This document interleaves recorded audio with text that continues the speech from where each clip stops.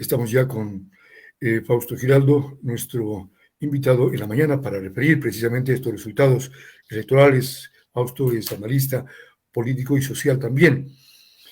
Buenos días, Fausto. ¿Cómo ha visto usted, cómo interpretar estos resultados? Ya tenemos el prefecto de la Revolución Ciudadana, Richard Calderón, alcalde Álvaro Castillo de Avanza, alcalde de Ibarra, me refiero. Buenos días, Fausto. Saludos cordiales, Jaime, a todos los amigos que nos ven. Bueno, es importante establecer de que la ciudadanía se ha pronunciado, ya se ha manifestado en las urnas respecto a quienes deben dirigir tanto la provincia como cada uno de los cantones y el resto del país también, obviamente, así como también el Consejo de Participación Ciudadana y la consulta popular del Gobierno Nacional. Yo creo que deberíamos de establecer para mejor comprensión un análisis un poco particularizado en torno a lo que significan las alcaldías, la prefectura. Quizá también debamos establecer el tema de cómo se reacomoda la correlación de fuerzas a nivel nacional, porque es importante establecer de que estas elecciones son una base importante también para las proyectivas que se puedan dar en torno a las elecciones presidenciales futuras y que de una u otra forma van a tener incidencia sobre la base de que hay una perspectiva de trabajo que se lo viene haciendo desde algunas fuerzas políticas. En el caso de la provincia de Imbabura, pues yo había realizado el 12 de enero un análisis preliminar basado en información anterior de procesos electorales anteriores, estableciendo algunos elementos que permitan entender cuál es la conducta y el comportamiento poblacional en torno a las elecciones de autoridades locales y sobre todo al posicionamiento, por un lado, de las fuerzas políticas y por otro lado también de los candidatos que se habían postulado en la actualidad. Y había señalado de que efectivamente la disputa para la prefectura de Imbabura estaría entre Lucía Pozo y Richard Calderón. Eso es lo que analizaba yo ya. Se confirma entonces lo que usted había analizado, ¿no? Sí, definitivamente hay una confirmación y ahí señalaba algunos elementos. El uno primero de que había que ver el voto fuerte que tienen las organizaciones que representaban a estas dos organizaciones y al resto de organizaciones también, obviamente. Y en este caso, pues, de una u otra forma se confirma el voto duro que la Revolución Ciudadana tiene en Imbabura. Yo había determinado de que el voto duro de la Revolución Ciudadana era de alrededor del 7%, un poco más, y de Avanza del 4%, un poco más. Y el resto de fuerzas para la prefectura, digamos, inferiores al 4% quizá. Entonces, aquí jugó un papel fundamental la corriente dentro de la prefectura, la corriente que tenía que ver con que Richard Calderón pudiera asumir. El otro tema es la presencia política de los candidatos. Richard Calderón no es nuevo en la política, es un candidato que ya ocupó la alcaldía de Antonio Ante, la perdió justamente en la segunda posibilidad con Únete, pero que fue asambleísta electo y por tanto su figura era conocida. Y por otro lado, Lucía Pozo, que era una candidata nueva en el aspecto provincial, ¿no es cierto?, concejala de Ibarra con un buen trabajo, pero que sin embargo necesitaba posicionarse en el contexto territorial de la provincia y que al parecer faltó a un mayor trabajo. Y un tercer aspecto que yo señalaba es de que había que analizar de mejor forma el posicionamiento de los candidatos o candidatas a alcaldes de estas dos fuerzas con la finalidad de entender de que de una u otra forma estos candidatos a alcaldes iban a aportar justamente al triunfo de uno de los dos. Y un cuarto aspecto tiene que ver con las propuestas que los candidatos planteaban o manifestaban y que tenía relación con la realidad territorial.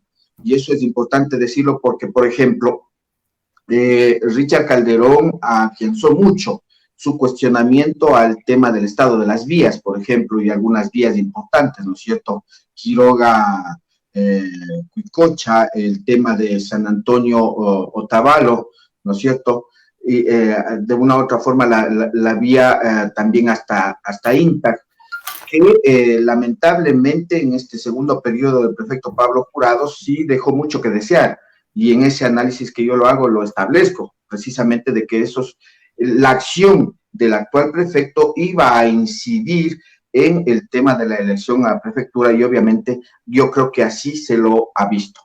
Cuando señalaba el tema de la presencia de las candidaturas a la alcaldía y su articulación con las candidaturas de la prefectura, yo había establecido, por ejemplo, que en el caso de Ibarra, y eso se refleja en la votación, si Álvaro Castillo tenía un posicionamiento y con posibilidades seguras de ganar, efectivamente la doctora Lucía Pozo iba a tener un trabajo o digamos resultados positivos en este sentido, y eso se lo evidenció.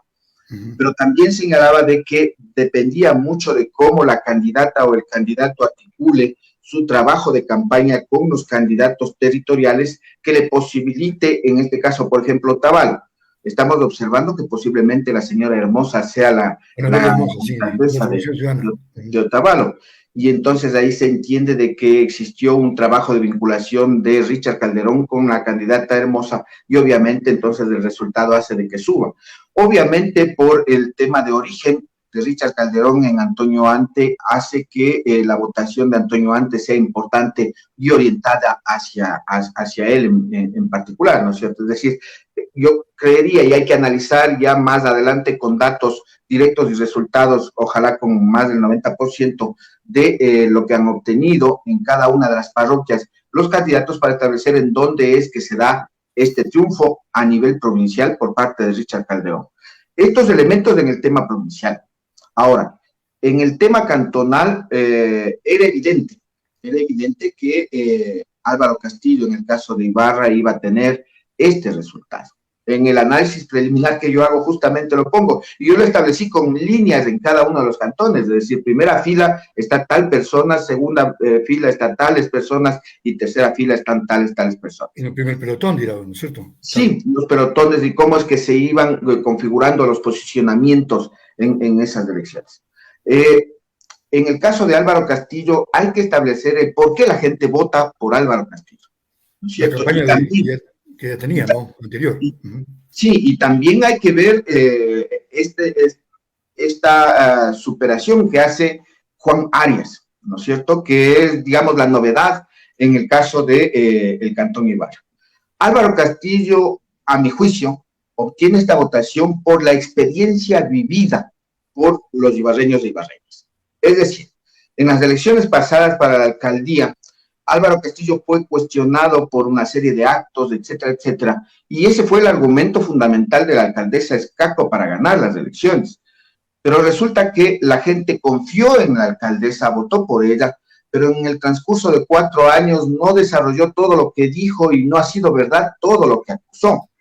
Y la gente dijo, bueno, nosotros hemos vivido una mala experiencia con esta alcaldesa por no haberle dado nuevamente el voto a Álvaro Castillo. Y resulta entonces que, a mi juicio, ese voto fue, digamos, una rectificación ciudadana para que conduzca los destinos de la ciudad Álvaro Castillo. En eso yo creo que es importante. Y lo otro también son las propuestas, porque Álvaro Castillo desarrolló una estrategia importante, es decir, acudió a los territorios, a los barrios, pidió o preguntó cuál era la obra más importante o necesaria de su comunidad, elaboró las maquetas, los proyectos y los socializó con esos barrios, y obviamente la gente se sintió halagada, ¿no es cierto?, en la veracidad de que una persona con experiencia, ¿no es cierto?, madura, con inteligencia podría desarrollar esta actividad. Eso hay que valorar. Y el otro tema, ya cuando nosotros vemos a Juan Arias rebasar, digamos, el porcentaje y su crecimiento que él obtiene, yo creo que es importante establecer la composición del padrón electoral.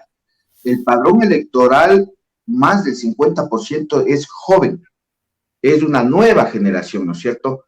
Y resulta que gran parte de esa nueva generación de jóvenes fue cautiva frente a la propuesta y al estilo incluso que Juan Arias lo presentó. Quizá la inadecuada irreverencia que desarrolló, ¿no es cierto?, en torno a cómo confrontar con la candidatura principalmente de Álvaro Castillo, porque eso es lo que buscó, a eso lanzó. Esa fue la estrategia de campaña de Juan Arias, confrontar con el principal o con el posible ganador de esta contienda electoral, y eso hizo entonces que subiera su posicionamiento dentro del proceso electoral. Y que hay un gran porcentaje de población que rechazó a los viejos políticos, ¿no es cierto? Exceptuando a Álvaro Castillo, que tenía posicionada su imagen y su posibilidad de ganar, pero como por ejemplo Hilde Herrera, Edwin Tuaquiza, Reyes Esteves, que, digamos, siendo viejos políticos, no obtuvieron el favor popular. Eso, pues, en el caso de la Claro. ciudad de Ibarra.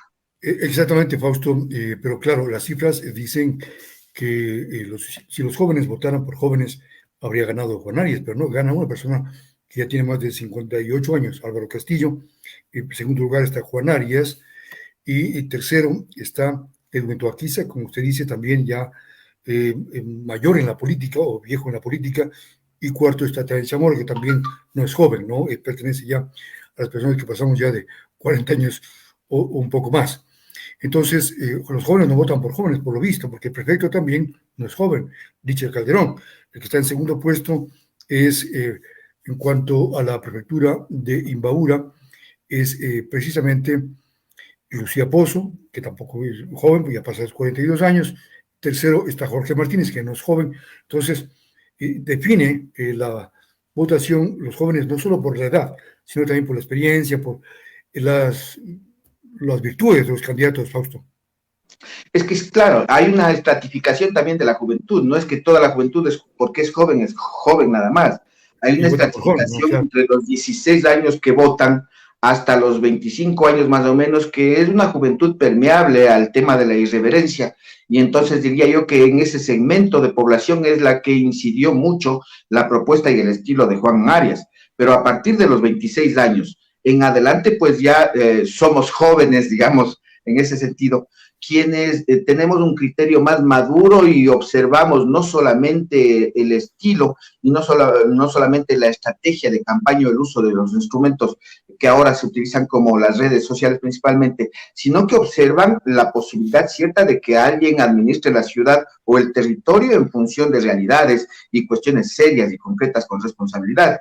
Y entonces en ese margen o en ese segmento desde los 26 años hasta los 45 años más o menos, establecemos de que esa población se orientó principalmente en el caso de la alcaldía a votar por Álvaro Castillo, que es el que mayor votación tiene. Y yo diría que a partir de los 45 años hacia los 65 años que se tiende a votar, es donde también se fragmenta la votación y se distribuye entre Álvaro Castillo y los otros candidatos viejos para la alcaldía. A mi juicio, ese es el análisis un poco que hay que establecerlo desde el punto de vista etario, ¿no es cierto?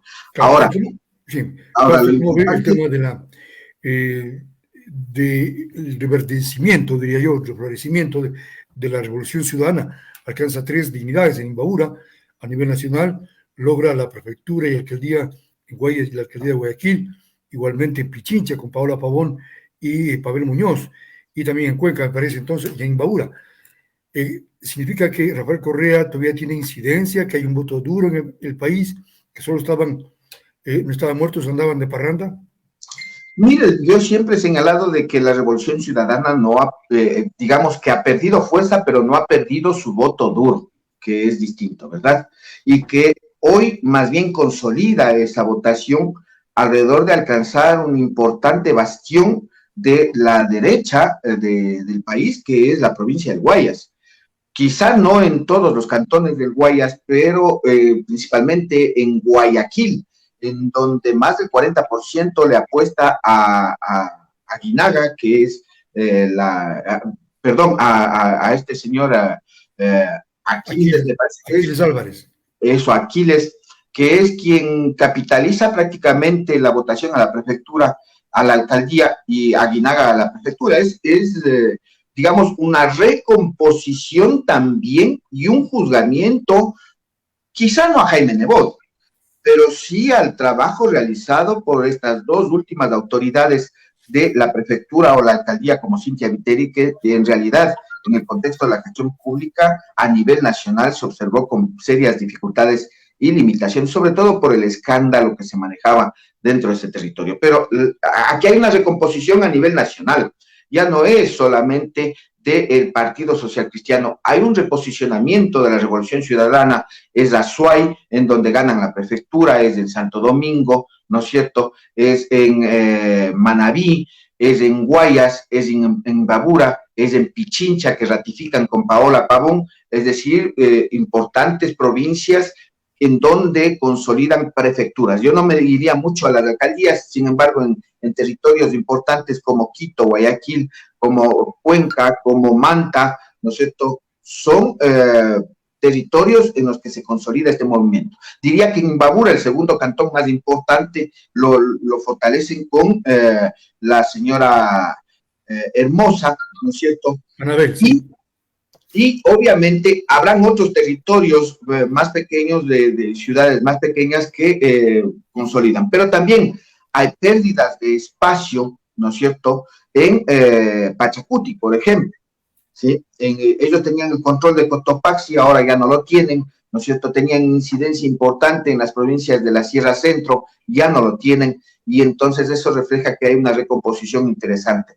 Aquí hay que decir también de que quien ganó las elecciones presidenciales, que fue Guillermo Lasso, dentro de las elecciones seccionales, prácticamente los resultados son desastrosos para Creo en particular, ¿no es cierto? Yo creo que también hay que ver la diversidad o la diversificación de fuerzas políticas, que antes, recordemos, existía la corriente o la tendencia que partidos políticos con concepto ideológico se posicionaban y tenían triunfos y victorias. Ahora hay una dispersión de las organizaciones y fuerzas políticas de tal manera que está tan fragmentada la conducción de los municipios y las prefecturas que ojalá se pueda de una u otra forma incluso pensar en que no hayan dificultades o limitaciones en la relación de estas fuerzas políticas, porque cada una va a tirar, valga el término popular, hacia su molino frente a las relaciones con el gobierno nacional.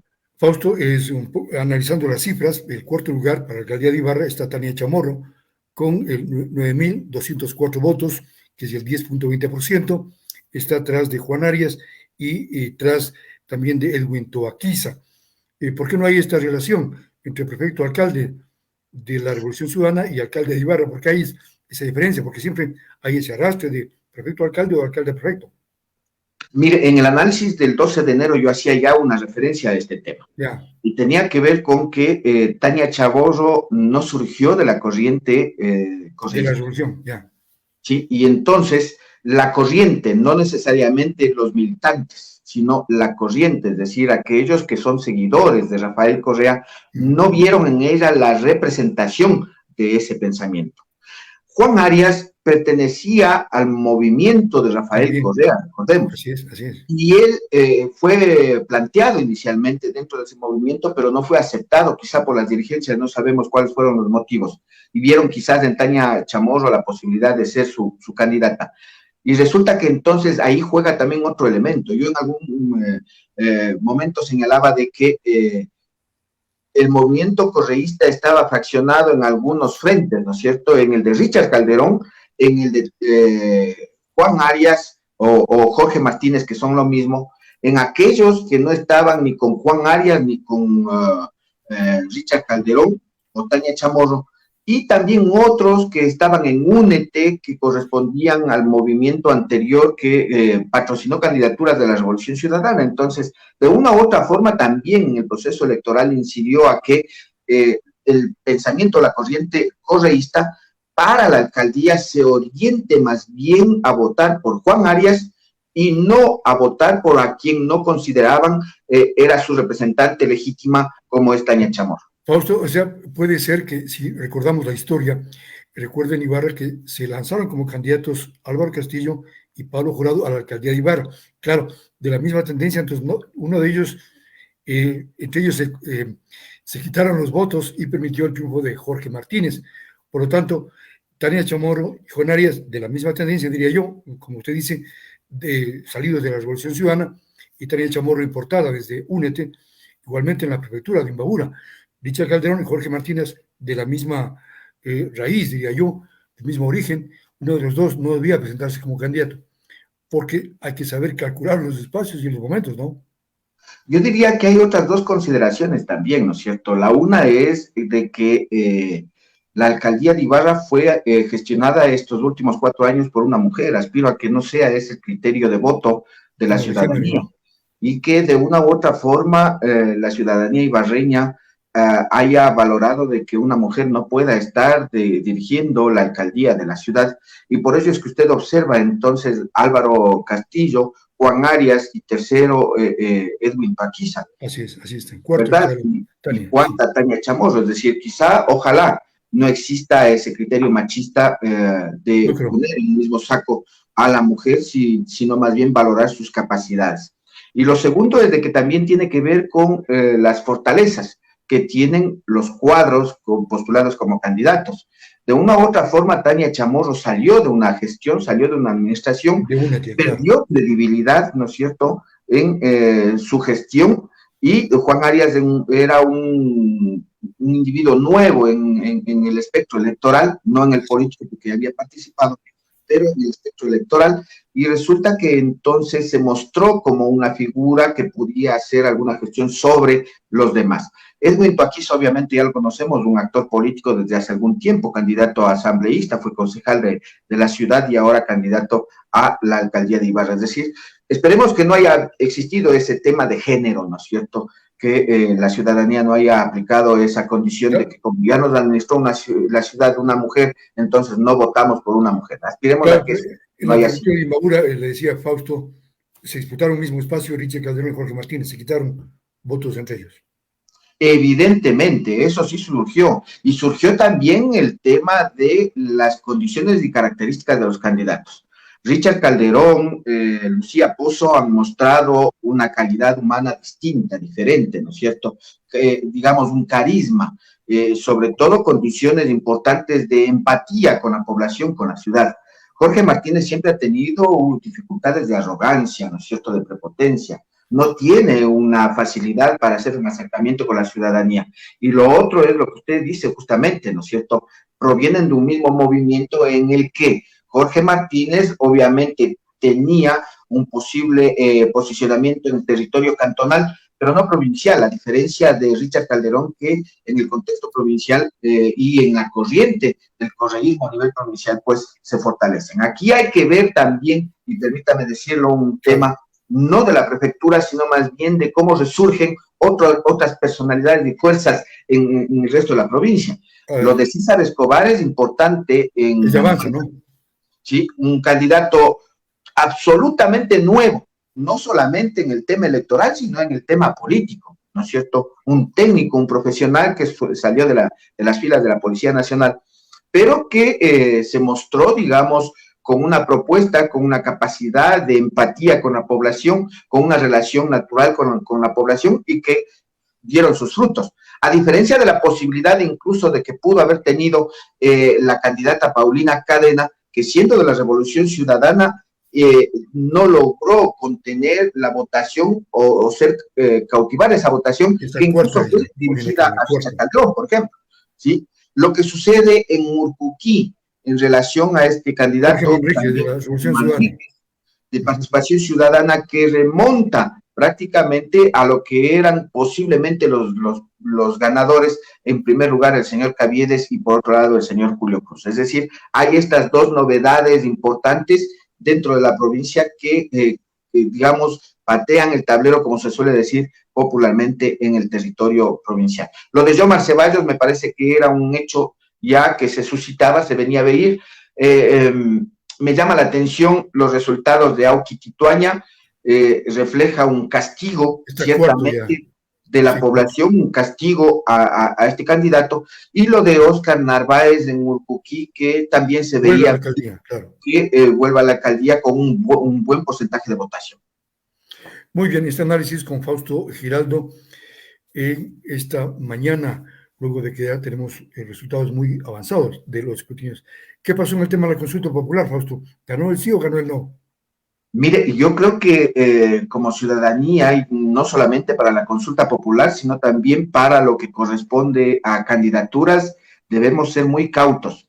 Las Claro, empresas e instituciones de encuestadoras, ¿no? opinión deben ser más profesionales realmente. Ese es un llamado, un tirón de orejas, porque el día de ayer en la noche, con ese mecanismo que Exipol, aplicó Sedatos, no fue el Exipol, es un estudio antes del allá. proceso electoral, ¿no es cierto? Tiene un nombre en inglés que yo soy malo para el inglés, Lo en realidad. recordamos, pero no es el Exipol, ¿no? Que es a boca de urna. No. El resultado que emitió Sedatos es un mecanismo de estudio previo, ¿no es cierto?, al sufragio, y que arrojó resultados aparentemente con diferencias del 5 y el 10% en algunas preguntas, y que en definitiva cuando se difundió ayer en la noche, el gobierno como que se sentía ya Triunfador, victorioso. incluso iba a dar una rueda de prensa y suspendió porque ya Suspendió cambió porque el asunto. se dieron cuenta justamente. Entonces, a lo que voy es a que hay que ser muy serios y realmente los resultados, ese tipo de resultados confunden y luego generan entonces confrontación en los niveles políticos e institucionales. Los resultados hasta aquí manifiestan de que el no estaría ganando, con más del 50% en El todas las país, ¿no? preguntas, ¿no es cierto? La diferencia no es mucha, pero sí está ganando. Es decir, aquí se ratifica digamos que la pelea no fue el razonamiento pregunta por pregunta, sino el no en contra del gobierno Al o el gobierno, sí a ¿verdad? favor del gobierno. Es Lo error que del yo, gobierno, claro. lo que yo he señalado de una u otra forma, en este caso en particular, cuando el no gana y cuando la campaña fue en contra del gobierno, entonces es una victoria de los sectores de oposición. Aquí no hay que darse las vueltas. No es que la gente se opuso a la extradición, no es que la gente se opuso a la reducción de los asambleístas, no es que la gente se opuso a trasladar las funciones del Consejo de Participación a la Asamblea Nacional o el tema de los beneficios de la conservación ambiental, las compensaciones que se llama. No es que la gente se opuso a eso, la gente se opuso al gobierno, es decir, se opuso a la gestión que ha venido desarrollando en todos estos ámbitos que el gobierno mismo ha planteado dentro de la consulta popular. Porque el tema de la extradición tiene que ver con la inseguridad del país y entonces la gente le dijo, no, señor gobierno, resulta que la cuestión de la seguridad nacional no está siendo manejada adecuadamente. No, señor gobierno, resulta que la gestión pública e interinstitucional, las leyes que se están aprobando en el país no sirven, no están ayudando. No, señor gobierno, no estamos de acuerdo con que se siga metiendo la mano ni en la justicia ni en las otras entidades o en las instituciones. Es decir, yo creo que hay que verlo desde ese lado, desde esa naturaleza y entender más adelante, esperemos los resultados finales, entender de que la ciudadanía mostró un descontento sobre la gestión del gobierno y ese descontento se refleja a una exigencia para cambiar las políticas públicas que se van desarrollando en torno a cada uno de los segmentos o líneas de acción del gobierno. Muy bien, finalmente, Fausto, le cuento, le informo y a la comunidad en general que en el 99.5% gana en todas las parroquias Álvaro Castillo, en todas las parroquias urbanas y rurales de Ibarra, Álvaro Castillo. En una le gana Tania Chamorro y es en Lita, pero con poquito, con centésimas, con décimas, no sé. En Lita gana Tania Chamorro, en ninguna gana Juan Arias, en ninguna parroquia, lo que no ocurrió en las elecciones de hace 4 años cuando en 7 parroquias ganó Álvaro Castillo, en 5 ganó Andrea Escaco. Entonces, esto ratifica que Álvaro Castillo ganó tanto en el área urbana como en el área rural. O sea, fue un triunfo consolidado de Álvaro Castillo Aguirre. ¿Qué dice usted? Desde luego, yo creo que hizo un trabajo muy planificado, muy organizado, articulado sobre todo a cada uno de los territorios, y eso le permitió no solo el trabajo de ahora, sino desde hace algún tiempo, ¿sí? La campaña de Álvaro Castillo no se desarrolló en estos últimos 30 días, sino más bien lo vino haciendo desde hace más de año. Es evidente que la ocupación de espacios públicos le permite también a un ciudadano proyectarse desde el punto de vista electoral, pese a que fue parte de un gobierno que no gestionó en función de las necesidades del país, que fue Lenín Moreno, pero sin embargo eso no le quemó, de lo que se observa, entonces no le quemó, al contrario, manejó una línea de una u otra forma, siendo gobernador del régimen de Moreno, mantuvo una cierta independencia o una imagen propia de la gestión, y eso le ayudó pues a que en territorios consolide su trabajo. Como usted decía, la alcaldesa Escaco ganó en 4 o 5 parroquias rurales, pero resulta que Álvaro Castillo ahí remontó, y justamente es a lo que yo analizaba inicialmente.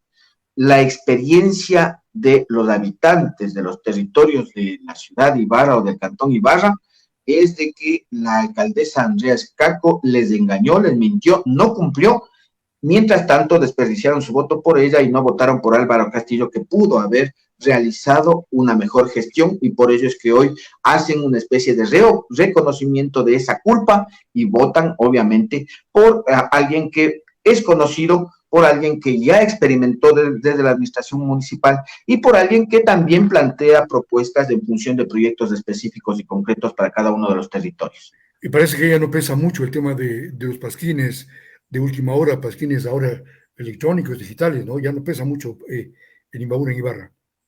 Mire, yo creo que ese es un problema gravísimo, y más allá de que lo que se dijo o se dejó de decir.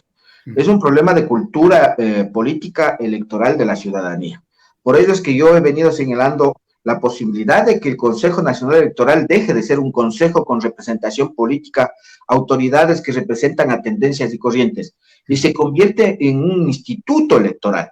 Cuando nosotros entendamos el concepto de instituto electoral, implicará entonces modificar la acción o las funciones de ese organismo, que aparte de impulsar u organizar las elecciones, la principal tarea sea educar en elecciones y democracia a la población, para que entendamos de que no porque existe la libertad, entre comillas, de expresión en los medios de comunicación alternativos y las redes sociales, nosotros podamos lanzar acusaciones, panfletos, qué sé yo, una serie de calumnias y este tipo de campaña sucia que hace daño ni siquiera a los candidatos, porque créanme que los candidatos ya acaban su participación en el proceso electoral, pero la situación de formación de humanidad de las personas es la que se queda golpeada, pues porque la conducta nuestra efectivamente se va a ver afectada, y vamos a seguir teniendo durante estos días y durante la presente administración una serie de tachas, acusaciones, ¿no es cierto?,